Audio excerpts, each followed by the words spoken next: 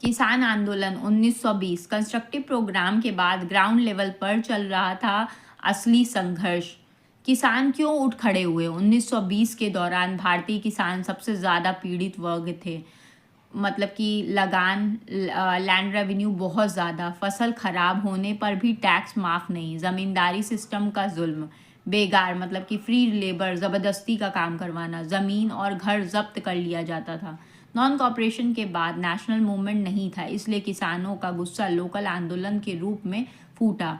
Awadh UP में किसान आंदोलन सबसे प्रमुख था।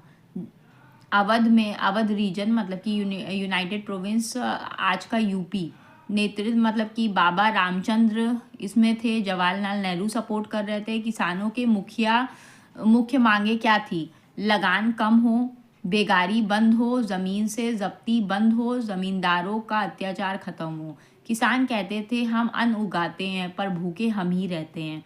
आंदोलन का तरीका, सभा और मीटिंग, ज़मींदारों का सोशल बाइकॉट, लगान ना देने का फैसला, नॉन वायलेंस पर जोर। गांधी जी का डायरेक्ट कंट्रोल नहीं था, इसलिए कुछ जगह डिसिप्लिन कम भी दिखा। ब्रिटिश सरकार और ज़मींदारों की reaction, police repression, arrest, lathi charge, leaders को जेल। फिर भी आंदोलन फैला, किसानों में राजनीतिक चेतना आई। बिहार और बंगाल के किसान आंदोलन, जैसे बिहार में इंडिगो प्लांटेशन का प्रेशर था, हाई रेंट जमींदारी एक्सप्लॉयटेशन थी। बंगाल में बर्गरदारी सिस्टम था जिसमें शेयर क्रॉपर्स का शोषण होता था। ये मूवमेंट नेशनल हेडलाइंस में कम आए पर ग्रास रूट में आज़ादी की लड़ाई जिंदा रखे।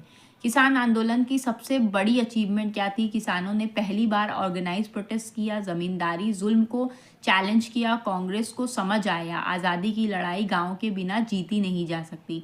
सिविल डिसोबीडियंस के लिए मास बेस रेडी हुआ।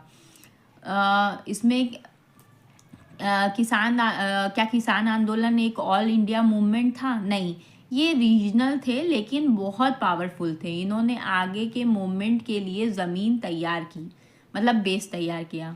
तो इसका कंक्लूजन क्या निकलता है कि शहरों में नेता लड़ रहे थे, गाँव में किसान आज़ादी का बोझ उठा रहे थे। धन्यवाद।